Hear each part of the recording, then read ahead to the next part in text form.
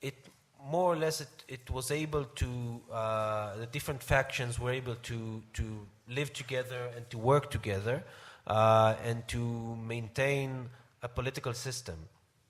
And in the last few years, this reality is not there anymore. And the question is whether you think that that there's a way to fix Palestinian politics and to fix this divide between Fatah and Hamas.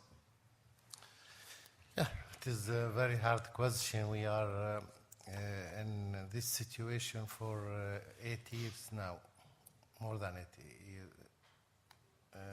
9 years, from 2007 until this moment.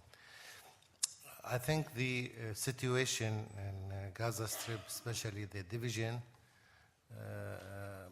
was a result of the evacuation or the one-sided withdrawal from Gaza Strip. This is the main reason of what we experienced within these years. Because after the evacuation of Gaza Strip and the Israeli withdrawal from that place, there was the Palestinians held an elections, and in these elections Hamas won the majority in the Palestinian Council, and they established the first government of Hamas movement.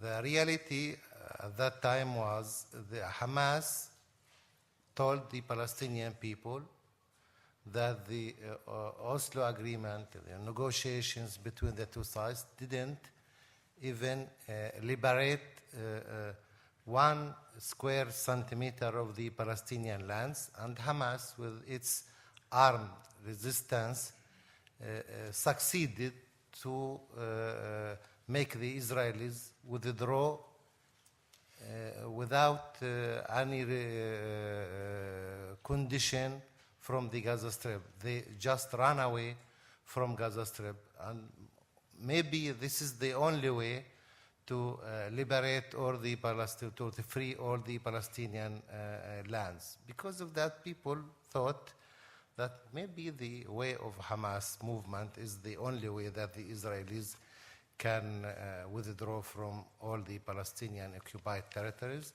and to establish a Palestinian state. Because of that, the Hamas won, although Hamas just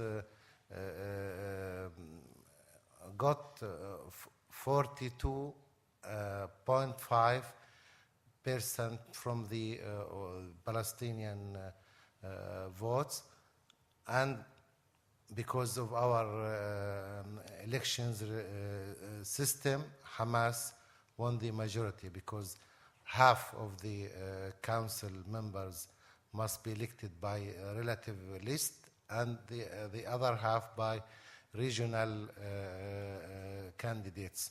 So because of that, Hamas won the majority of the regional candidates, because Fatah was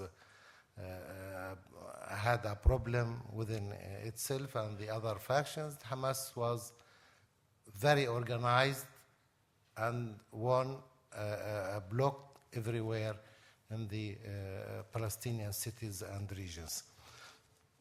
Now, if we are speaking about situation in Gaza Strip, it is a very bad situation.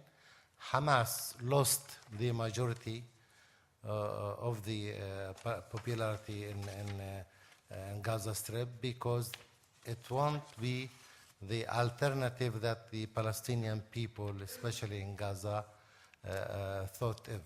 It is a very bad alternative if we compare it with the Palestinian Authority, and because of that, Hamas until this moment refuses to have new elections.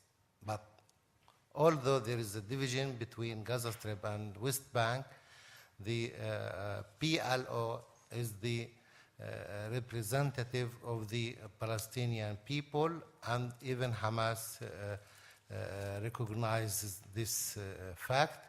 And PLO, the only party that can negotiate with Israel, and when PLO has an agreement with Israel, this agreement must be accepted by the Palestinian people. And as I said in the first or the second section, the Hamas and others. Is there a way?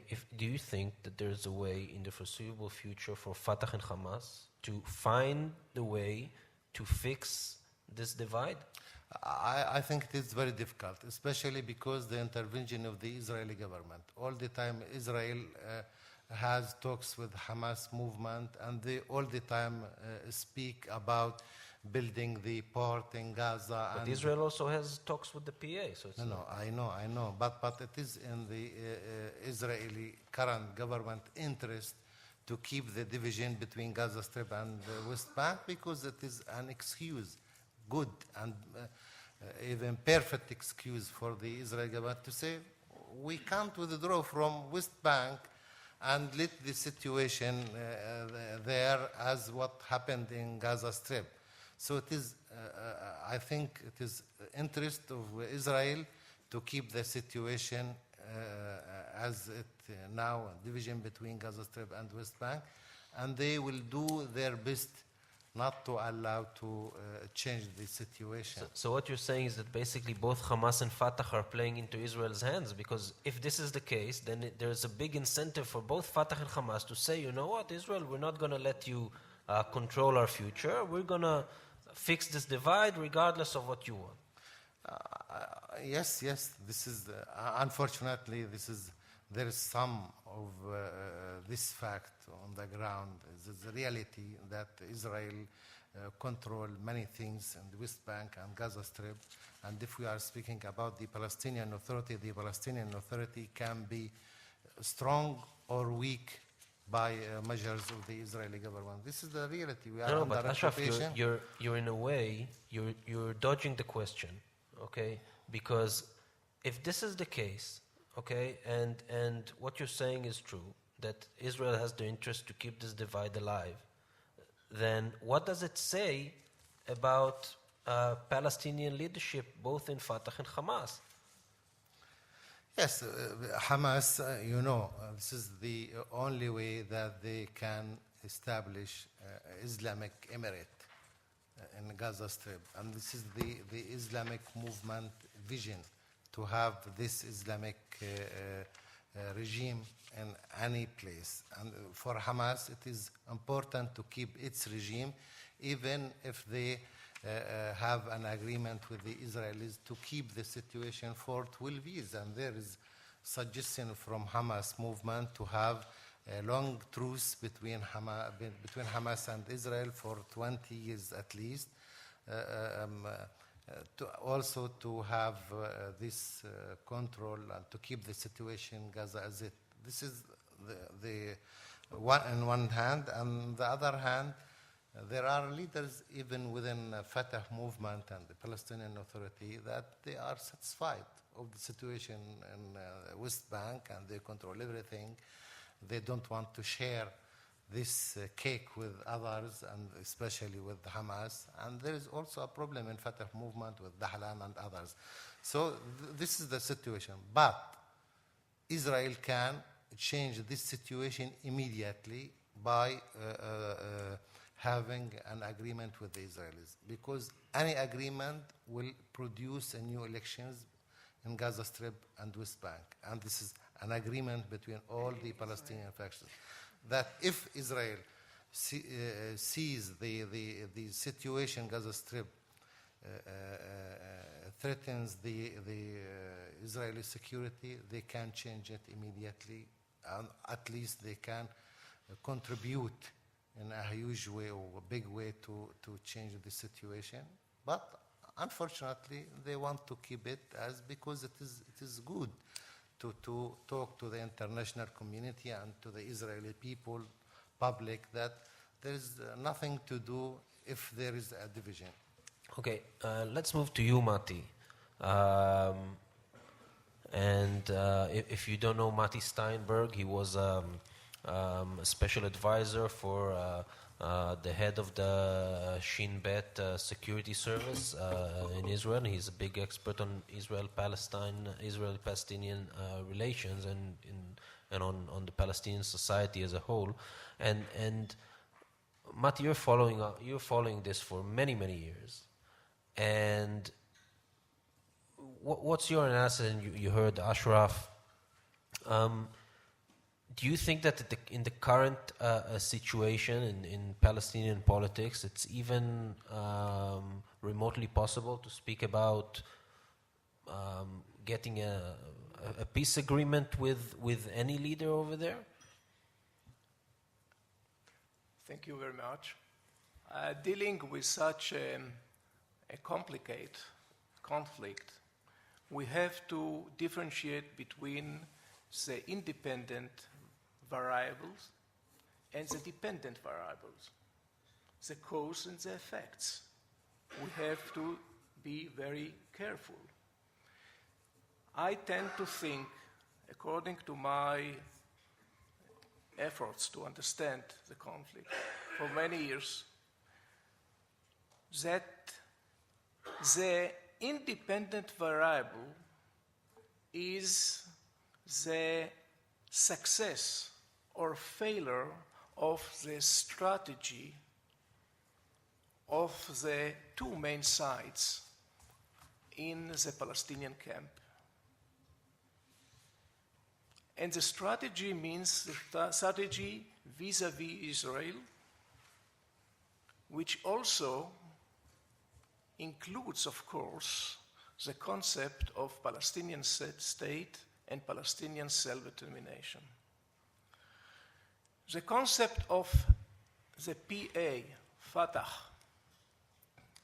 since Arafat, in the wake of Oslo, was or is two-state solution. The basic assumption is that the Palestinians ideally deserve all Palestine.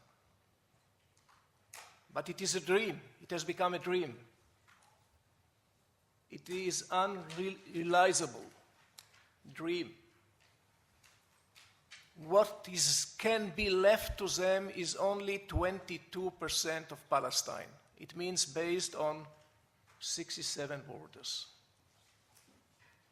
Now, because what is left to them is the lamb of the poor, only 22%, they must make an effort to adhere to every percent of this land, in principle, because this is what is left for them. Now, they are ready for minor modifications of 67 borders, and this concept was enshrined in an Arab consensus and Islamic consensus since 2002 in what it is called the Arab Peace Initiative. It gained not only the endorsement of the Arab consensus, the Arab League, it also gained the endorsement of the Islamic Conference, which comprises all the Islamic State to the exception of Iran. I mean, but Matti, if I can come in here and try to just to focus the issue. Okay, now all of that. One second. All of that is great, okay. But as you know, at the end of the day, it's politics, okay, and all politics are local.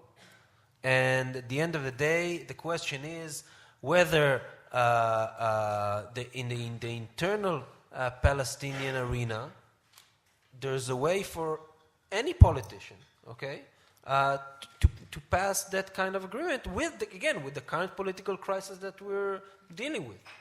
There is a way, because the main problem is not a matter of a specific personality or a specific leader. The main problem is the success or failure of the strategy. Fatah can restore its upper hand in the West Bank and in Gaza. And I will try to tell how. Can gain it, provided Fatah is successful in its strategy of two-state solution. The strategy of Hamas is the management of the conflict. The Hamas rejects whatsoever the Arab Peace Initiative. I'm sad, very sad to say, that as well as Hamas, it is Israel which rejects or ignores the Arab Peace Initiative. There is a kind, to my dismay, there is a kind of antagonistic collaboration from different points of view, but the same result between Israel as Hamas as the Arab Peace Initiative or the two-state solution presented for us from the Arab and Islamic side is presented. Now, if there is a real readiness to advance a political process based on Clinton paper, the Arab Peace Initiative, the Quartet 2003 map of, and there is no difference, conspicuous difference between all this. The price is fixed. The prices are fixed.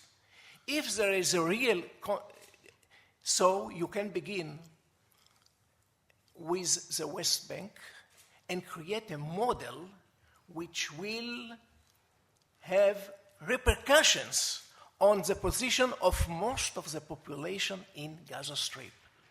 If you look at what seems to me as the most reliable polls on the West Bank and Gaza, made jointly by the Hebrew University in Jerusalem and the Research Institute of Halil Shikaki, you will see that the support in two-state solution is bigger, is more in Gaza Strip, in principle, in the wake of the control of the Hamas in 2007, since then it is in the West Bank, because the population of the Hamas feels closely the implications of the regime of the Hamas. So first of all, it is a question, do you want to create a model whereby Gaza is the model for the West Bank, or do you want to create a model whereby the West Bank is, and two-state solution is the model for Gaza? And this is a question and not a certain leader or a certain leadership. Yes, there is corruption, there is, and so on and so forth, but this is not the most important issue, or the independent variable. The problem is two states, or resolution of the conflict, or management of the conflict. If you want to play into the hands of the Hamas, please advance with one-sided measures. Okay. Then it will be accepted fully by the Hamas and weakens fully and even demolish those who stick to two-state solution headed by Fatah and the PA. Okay, thank you, Matti. Israela, and for all you who don't know Israela Oron, she's a reserve brigadier general in the IDF, and also dealing with the Israeli-Palestinian issue for many, many years. Both Ashraf and Matti basically said, there are a lot of problems in Palestine, but the most important thing to solve, first and foremost, is to end the occupation, to create a two-state solution, and afterwards we'll take care of the rest. And basically that it all falls on Israel, and the other side there's no responsibility. How do you see that? I need a mic to see this. First of all, I would like to comment on something that was said in the previous session with regard to the security and peace. There is a tendency among Israeli governments in the last 20, 30, 40 30 years, more than 30 years, to expect the military to solve the political problems that they are not capable of solving. And this is a very dangerous phenomenon, because as for now, as you see, the knife intifada, as we call it in Israel, which is, by the way, an intifada, it doesn't matter that we are trying to avoid calling it an intifada, there is no military way to prevent it, no military way, because in order to prevent violence, you need intelligence, it was said before, and you need deterrence. You don't have both in this case. So the only thing the military can do is to react. And believe me, I have been there. When the military reacts, it always makes things worse. So it causes deterioration of the situation. Even, and I must say something in favor of the Chief of Staff of Israel. 2 weeks ago, or something like this, he said to the Israeli military in a speech, and he said something about not to use excessive force against the 13-year girl that is holding a knife. You see the absurd of the situation? The Chief of Staff of Israel is trying to restrain the military forces because the Israeli government is not capable of giving a solution. And this is not, and I'm saying it again, it is not a military issue. The relationship between us and the Palestinians is not a military issue. It is something else. The fact that the Israeli government is trying to present it as if it is, it's not. And by the way, and the Palestinians are doing the same mistake. And now I'm getting to your question. Sorry, Barak. What do the Israelis need from a Palestinian partner? We need, first of all, somebody that is willing to do peace with us, of course, which automatically excludes the Hamas. And we need somebody that has some kind of a legitimacy, because otherwise he will not be able, when an agreement is reached, to make sure that it is sustainable. And unfortunately, we are watching the situation in Palestine, and we don't see in the other side somebody that is capable of giving us all of what we need in this agreement. However, looking at the security situation, by the way, it's a security conference, so I'm getting back to the security issue. Right, as for now, and when I'm speaking now, in our area now is really now, like in the next hours, we still have a very good cooperation with the Palestinian security forces. By the way, some of my Palestinian colleagues are saying this is the cheapest military force that Israel has. But it will not last. And we see the signs of this kind of cooperation collapse. And when it does, Israel will have to take the burden of dealing with all the security issues in the West Bank. And the fact that we are there physically doesn't mean necessarily that we can give security to the Israeli public. And this is some kind of a hint to future arrangements. 2 more points, and I will finish, because you told me that they are going to ask questions. Yeah, they will, don't worry. Okay, so 2 other points. One point is with regard to the situation in Gaza. The situation in Gaza, we don't have a representative from Gaza, but the situation in Gaza is not brilliant, meaning that the people in Gaza, from one side there is a siege. From Egypt? Excuse me? Okay. Did you notice that English is not my first language? Okay. Okay. So, to make it short, the Egyptians are not really allowing Palestinians to cross or Palestinian goods to cross the borders. And the only access for Palestinians are from the Israeli side. So the situation is not really good. And many countries, some countries in the region are trying to interfere in a good way from their point of view, like Turkey, Egypt, Qatar, to do something with regard to the Palestinian unity government, to establish some kind of a government. Why? Because the Palestinian, it's not the PLO, but Mahmoud Abbas and his government, they block all the money transfer to Gaza. Why? Because they have conditions, which are legitimate or not. It depends who is speaking. So there is not salary payment for the government workers in Gaza, because the government of the Fatah is not transferring the money.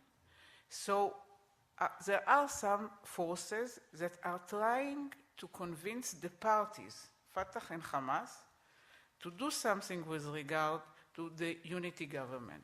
And last point, which is, by the way, I encourage it personally as an Israeli. Why? Because a unity government among the Palestinians is a good thing for Israel. It's not a bad thing. Of course, then we will not be able to tell the excuse that we are not continuing with the negotiation because of the Hamas. However, we cannot use also the excuse, we cannot bring peace only with the Fatah. So the Israeli government has to decide, do we want to make some kind of arrangement with part of the Palestinians, or are we going to encourage a unity government among the Palestinians? Thank you. Thank you, Israela. Now we're gonna open the floor to questions. Each person who asks a question, please make the question very brief and introduce yourself at the beginning. Please, you, sir, over here. And we will take 3 or 4 questions, and then we'll answer, the panelists will answer them, and then we'll see if we have more time for more questions. Mohammed Amin, chairman of the Conservative Muslim Forum, which is part of the British Conservative Party. 2 things I hear regularly about the Palestinian Authority trouble me. One of them is about incitement in textbooks and the school system. And secondly, it's the way that the Palestinian Authority appears to honor these children who are carrying out attacks, getting killed in attacks, naming streets after them, tournaments after them. Would the panel like to comment on whether these reports are accurate, and if so, what they mean? Yes, over here. Hello, I'm Jenny Salomon-Manson. My question is, or rather my comment, but it is a question, I'll turn it into a question. How do the Israeli spokesman consider it possible to have a strong, united Palestinian government when Israel used divide and rule, they emasculate the Palestinians, they're moving further and further away from giving them any sort of acceptable terms of peace, and then they say, strange, it's a bad government. I have had a meeting at the American Embassy about this, surprisingly, in one of the groups, and one of the Israeli diplomats said that the Americans think that Mahmoud Abbas has the hardest job in the whole world, and they've been trying to find replacements for him, you may know the story, among good Palestinian leaders, all of whom have gone to live in America and said, no way do I want to do that job. Now, this hasn't been mentioned at all by all of you, nothing but criticism of what the Palestinians are trying to do. Yes, you in the back. My name is Michael Zook. There's been some talk about how do we move from here to there. I wonder what the panel think about how much could be achieved by small steps to changing attitudes. I'm thinking about things like education. The previous speaker talked about what we hear about what's written in Palestinian textbooks. How much could small steps be taken to educate both publics, to change attitudes, to overcome fears, and to build confidence that might lead to a pressure for a change of governments on both sides that could lead to peace? Yes. Hi, thanks. It's actually been very interesting.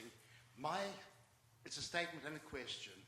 You don't negotiate with weak leaders, you negotiate with strong leaders, and you negotiate with your enemy, not with your friends. I don't like Hamas. I think it is an awful organization, but I think Israel has to talk to Hamas.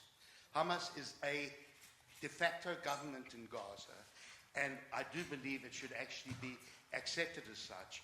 I'd also like to ask the panel, do you not think it's possible that Gaza and the West Bank, like Pakistan, West and East, separated after quite a violent war, maybe they're actually so different today that we should actually have 3 states as opposed to 2.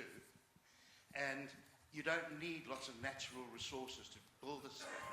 The Palestinians are clever enough to actually develop their own industries if they stopped wasting the money that's been given to the country by the foreign.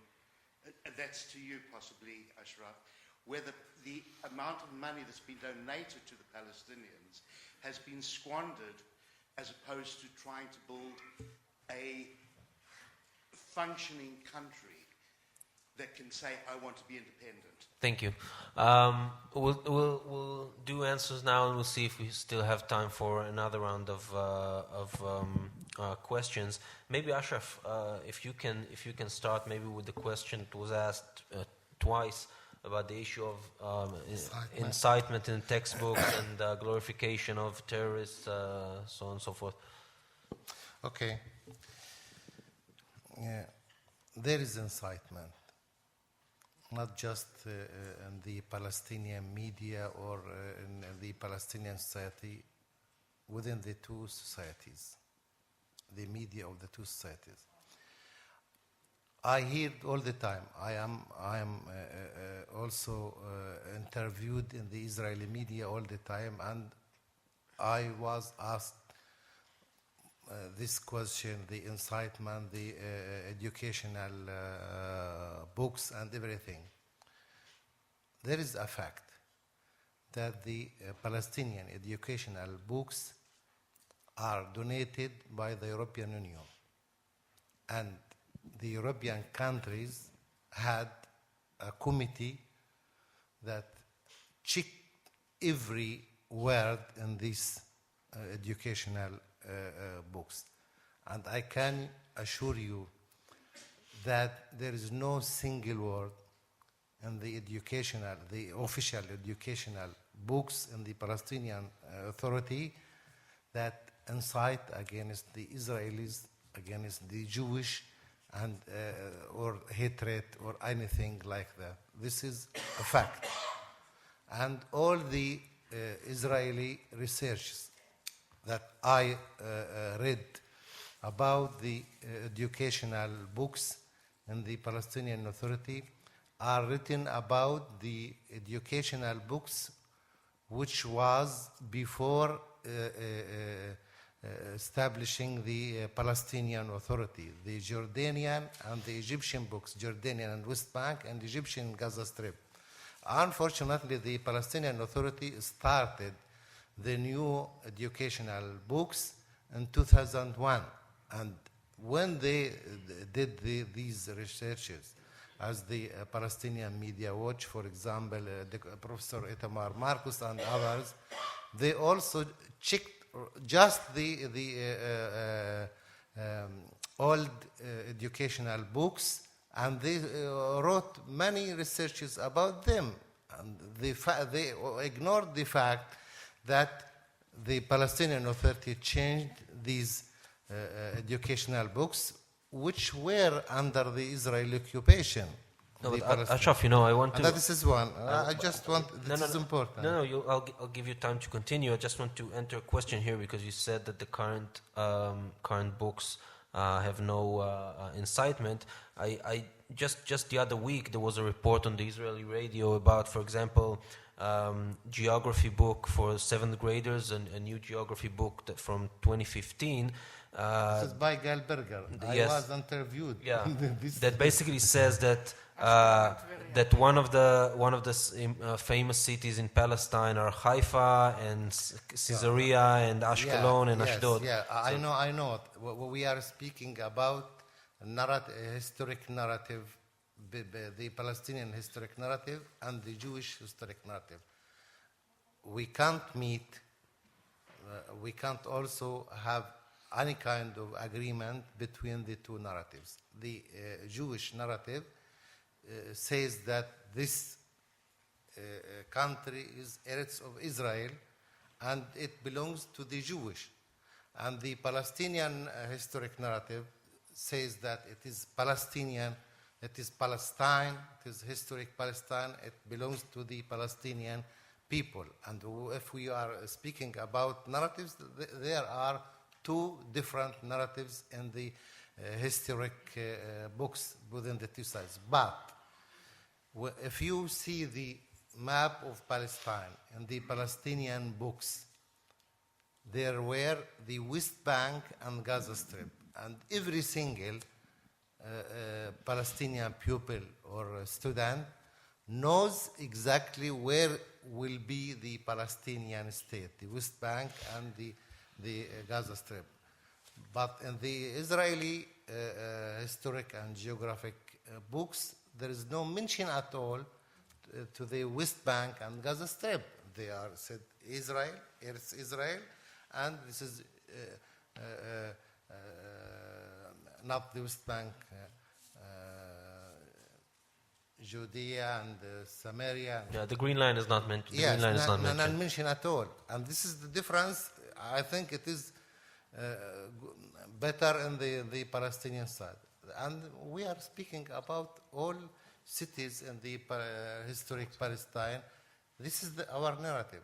And I don't think that this narrative will change without having a peaceful agreement. When we have a peaceful agreement, at least each side must listen to the other narrative, and the reality can change this historic narrative to one accepted by the two sides. Okay, I want to that we'll have enough time to answer more questions. Excuse me, ma'am. Other people ask questions, and I want to first add that they will get answers, and then if we have time, we'll go back to you. Don't worry. I saw that you want to ask a question. If we have time, you'll get your time. But Matti, now, if you can address what the lady over here asked, that basically she says that we shouldn't complain about the internal situation in Palestine because the Israeli government's policy is to create this division between the West Bank and Gaza, so Israel is responsible. Okay, I will address it, but first of all to the textbook. I think it's because it happened to me that I read every line from the history and geographic textbooks of the Palestinians during the 90s. If you remember, Israel, one of the arguments of Israel in the wake of the eruption of the Second Intifada was that they were incited along the 90s, that the Palestinian children were incited by the textbook. Okay, I did it, and I did it even when I was involved in security matters. And I read every line. There was a great effort by the Palestinian Authority in the new textbooks issued since 1995 and later under the auspices of the European community, under the auspices and under their control, to be moderate, realistic, and accommodate themselves with the ongoing political process of Oslo. For instance, you wouldn't find even one book who mentioned the Palestinian Covenant or asked the students, the pupils, to memorize or to analyze the Palestinian Covenant. In place of the Palestinian Covenant, they were in the books, textbooks dealing with civil life and so on and so forth. They were asked to analyze and to memorize the Declaration of Palestinian State of 1988, which was the first document endorsing the partition, the principle of partition. I compared these Palestinian textbooks with Jordanian and Egyptian current textbooks. And you remember that in the 90s we have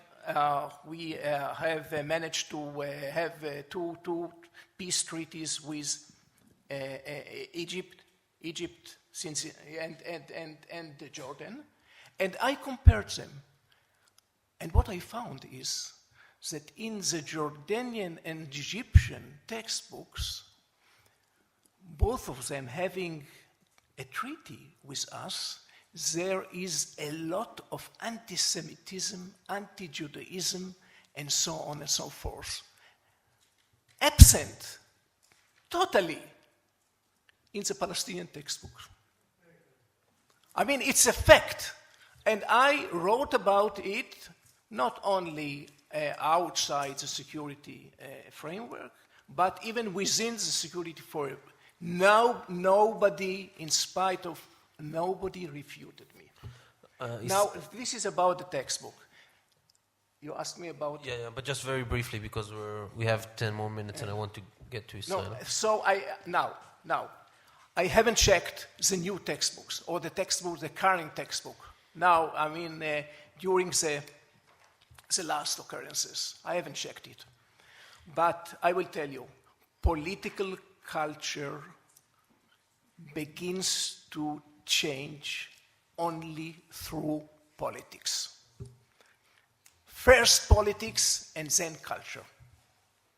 This was the reason why along Oslo, or during Oslo, there was a change, a very, very substantial change in the Palestinian textbook. So it must begin politically, by definition. You asked about the children, but I don't know if... But let's move to Israela, because I want to... Okay. Thanks you, Matti. Israela, I want to ask you about the question the gentleman here raised, and maybe if because many Israeli leaders say that Abbas is weak, etc., they never say it about Hamas. Actually, many Israeli governments say that Hamas can deliver. Hamas, we can, when he says something, when they say something, they do it. So maybe we should negotiate with Hamas. Okay. So, with regard to the question about the three-state solution, West Bank, Gaza, and Israel, Hamas has very good PR, and his image that Hamas is stronger, is a very strong entity in Gaza. By the way, it's not the case. Why? Because we are dealing with many forces within the Hamas. First of all, the division between Yachad-NIF, which is the military arm of the Hamas, and the political establishment of the Hamas. They have a lot of arguments. And the arguments are understandable because every segment has its own agenda. And Yachad-NIF is a very strong person in Gaza. So, and then we have the dispute between Mash'al and Haniya, Ismail Haniya, which are not the same. So in the Hamas itself... Just for people that don't know, Khaled Mash'al is the head of the political bureau of Hamas, and Ismail Haniya is number 2. Okay.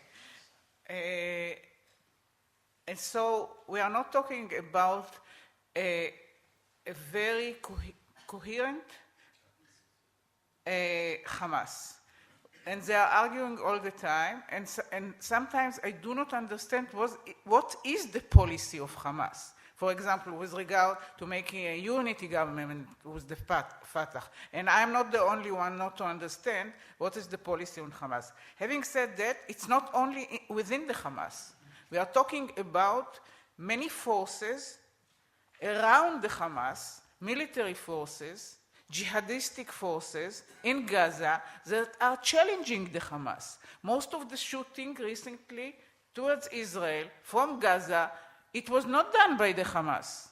And Hamas is very much embarrassed because they couldn't restrain those forces. And I'm talking forces from, you name it, to ISIS. There are ISIS cells in Gaza, by the way, in the West Bank as well. So the Hamas appears as if it is strong, but it is not really strong. This is one issue. And then there is the issue of the Fatah doesn't like us to talk to the Hamas. The PA doesn't like us to talk to the Hamas.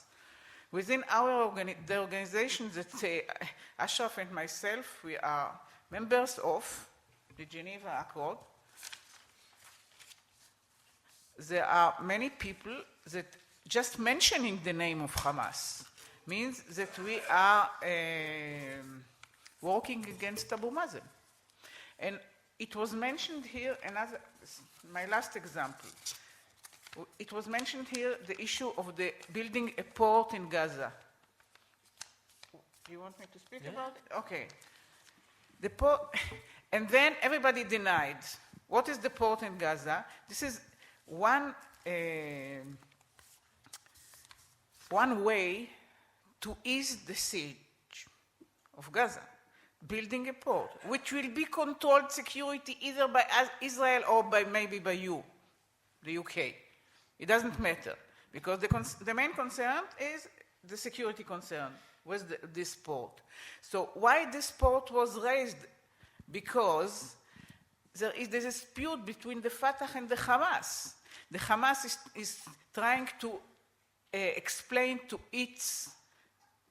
the people in Gaza why he is negotiated a unity government, why he is talking with Qatar and the Egyptian, and Turkey is, of course, about building this port. So, and then they were attacked by whom? By the PA. That Israel is building a port to the Hamas in Gaza. And of course, the Israeli government immediately denied that they are building a port for the Hamas in Gaza. So what are we talking? Basically, the people in Gaza are suffering. The people around Gaza, and I can see here somebody that represent the people that live around Gaza, and every day they are waking up in the morning fearing the next tunnel that will come to their kibbutz. We are talking about people here, and this small politics stands in the way of making good for the people, both sides of the border. Thank you. Matti, you wanted to comment, but something very brief, because I want to try and get another question. Let us assume for a minute, or imagine, that I am the Prime Minister of Israel and I am calling to the Hamas to talk with me. I guarantee, I am assuring you that they will not respond to my speech. Why? But Hamas spoke to Prime Minister Olmert negotiating the release of Gilad Shalit, spoke to Netanyahu on the release of Shalit and on Gaza truce. Through intermediaries and only on practical, municipal, and through only mediators. Not even today, talking about the port and let us say, the permanent ceasefire, something like that, is through Turkey or Qatar. Not directly. They don't accept the resolution of the conflict. The resolution of the conflict is contradictory to their interpretation of the basic tenets of Islam. By the way, but by Matti, definition. Matti, if I No, can interfere but here. Hudna is different. You are not, you are blaring. No, that's true. That's all true. You have But there's a big but. Let's go back in history for a Yes. minute, and remember what happened in the 70s and the 80s. That the same things that you're saying right now were said about the PLO. No, it's different.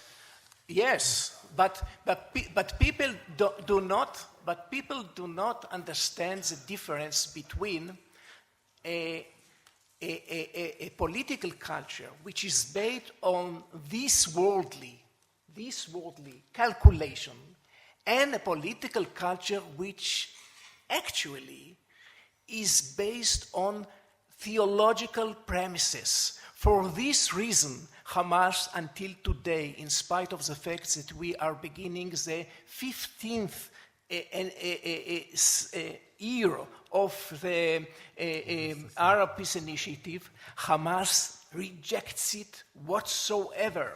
Why? And they are explaining it. Even today, look at Khaled Mashal, and I'm reading him very closely.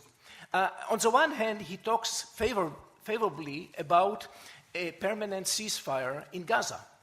But at the same time, simultaneously, he speaks about the Mukawama. It means the resistance, military resistance, and focusing on the West Bank. What's the difference? In the West Bank, we have occupation. And in the West Bank, we have Jerusalem. And in Gaza, we can, if Israel wants, let us say, a one-sided withdrawal or ceasefire, we are ready for it. But it's not the end of the conflict, because the end of the conflict is only according to Islamic tenets. Okay, thank you, You have to Matti. understand this difference. For this reason, I objected to the one-sided withdrawal for Gaza when I was within the system. I was against it, totally, because it strengthens the Hamas, it weakens the PLO, and more than that, it doesn't stop.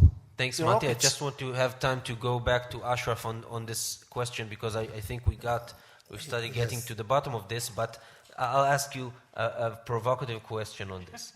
Maybe what happened to Fatah is what happened to the Israeli Labour Party, okay, or to the British Labour Party, okay?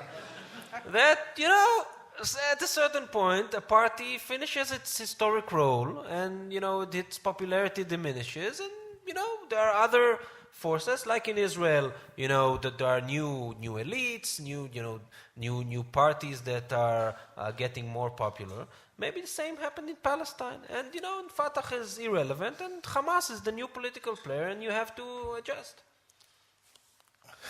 It may happen, but the problem with Hamas is something else totally. It is not an alternative to Fatah in the national aspect of the Palestinian issue. It is something Islamic, not national, not belong to Palestinian case, to something else, like Taliban, like other Islamic movements. Hamas, it is not an alternative to Israel, because Hamas won't at all sign any agreement with Israel to recognize Israel or to recognize any partial solution in Palestine, historic Palestine. But Hamas is very realistic that can accept any agreement that PLO signed with Israel. The same thing with the Oslo agreement. Hamas rejected the Oslo agreement, even it spoke about the collaboration with the enemy and everything that you can imagine about Yasser Arafat and about the Palestinian leadership. But in reality, Hamas dealt with this agreement and ran to the elections on the basis of Oslo agreement and became the part of the majority of the Palestinian Council and established a Palestinian government. So if Israel wants to manage the conflict, Hamas is the main party for it. If it wants to solve the problem, Hamas it is not the partner for Israel. This is the situation. Yep. Thank you, Ashraf, and thank you for the rest of our panelists. I'm sorry that we ran out of time and lunch is being served. So thanks again to all of you, and we'll see you in the next panel.